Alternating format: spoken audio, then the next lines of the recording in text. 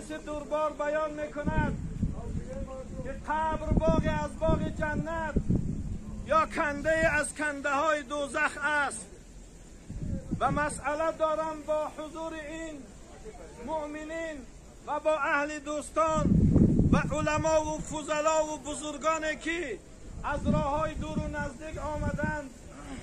و خاندان مصیبت زده عرض تسلیت و همان وعده که حضرت جناب رسول خدا صلی الله علیه و سلم وعده فرمودند که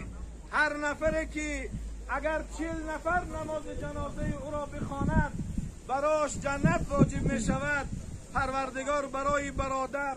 همان وعده حضرت جناب رسول خدا صلی الله علیه و سلم را نصیب و روزی بگرداند. الله پاک در آیه مبارکه بیان میکند اینما تکونوا یدرککم الموت ولو کنتم فی بروج مشیده. هر کجا که باشید، چه در خانه های سنگین باشید، چه در برج آسمان باشید، چه در کشتی های زیر آبی باشید، وقتی که شربت مرگ، لحظه مرگ که فرا رسید، دیگر کسی او را پیش یا دیر یا نزدیک کردش نمیتواند. اکای قربانانی شخصیتی بود که در خدمت همین ملت بود، شخصیتی بود که بسیار یک خاکسار بود، یک شخصیتی بود که بسیار نرمدل بود و لحظه آخر براش این نعمت بزرگ را الله پاک نصیب گردانید که هر مؤمنی که اگر به کسلی وبا اگر از دنیا بگذرد او براش حکم شهادت هست. و دیگر اینکه پروردگار حضرت جناب رسول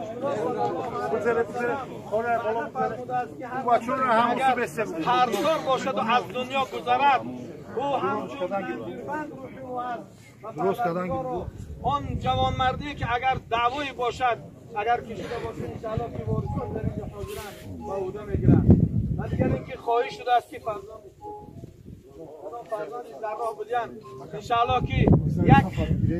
حدیث حضرت جناب رسول خدا صلی الله علیه و سلم را بیان میکنیم انشاءالله که شاید که فرصت هم فرا رسد.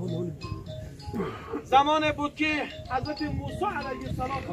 هم برای این مرگی که ما و شما امروز از آن بسیار هراسان هستیم، این مرگی که برای او اینقدر انسان بسیار بسیار براش وحشت و دهشت فرا میگیرد، زمان حضرت موسی علیه السلام بود. وقتی که زمان حضرت موسی بود، حضرت موسی بر بارگاه الهی مناجات کرد که پروردگارا این چه حکمت هست که این انسانی که اینقدر مکرم و معظم هست، این انسانی که اینقدر مرتبه او را بلند برداشتی، این انسانی که الله پاک بیان میکند که لقد خلقنا الانسان فی احسن تقویم، انسان را من در بهترین صورت خلق کردم، باز چه حکمت هست که او را میبریم زیر خاک، زیر تربت، بین در بالای خاک او را به خاک میسپاریم. الله پاک به حضرت موسی علیه السلام چنین دستور داد، گفت موسی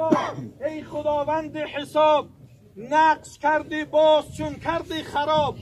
نر و ماده نقش کردی جان فزا، آنگه ویران کنی آن را چرا. وقتی که موسی علیه السلام در خلقت انسان اینقدر مرتبه بزرگ دارد و باز او را زیر خاک میکند، حضرت موسی وقتی که مناجات کرد الله پاک براش گفت اکنون برو گندم بپاش. وقتی که گندم به وایه رسید برای موسی علیه السلام فرمان شد که گندم را بدرو. وقتی که حضرت موسی علیه السلام گندم را درو کرد گفت اکنون به خرمن برو او را بکوب. گفت موسی ای خداوند حساب، نقش کرده باز چون کرده خراب، نر و ماده نقش کرده جان فزا، آنگه ویران کنی آن را چرا. وقتی که گندم را به خرمن برد براش گفت که اینجا دانه هست و کاه است، دانه لایق نیست در انبار کاه، کاه در انبار گندم هم تباه. به خاطر به یک امثال گندم الله پاک به حضرت موسی بشارت داد که یعنی که انتهای حیات انسان این مرگ نیست، بلکه رسیدن از یک مرحله زندگی به مرحله زندگی دیگر هست. و برای موسی چنین بشارت داد که اکنون ببین که انسان هم از دو عنصر عبارت دارد، یکی روح دیگر جسم. انا همین مرگ است که انسان را مثل گندمی که در خرمن میکوبیم کاه را از گندم جدا میکنیم که گندم چقدر ارزشمند میشود و کاه خوراک چاروا میشود، و مثل این هست که انسان هم به سببش کشیدن شربت مرگ انا همین از دو عنصر باید جدا شود و روح او به بارگاه الهی و جسد او در زیر خاک باقی میماند. به خاطر این مرگ برای ما و شما انتهای زندگی نیست، بلکه مرحله زندگی خود را تغییر دادن هست. بلکه این مرگ نمی شود که این را مصیبت گفت، حکای قربان علی را نمی شود مصیبت گفت، بلکه این را می شود که وصال گفت، دیدار.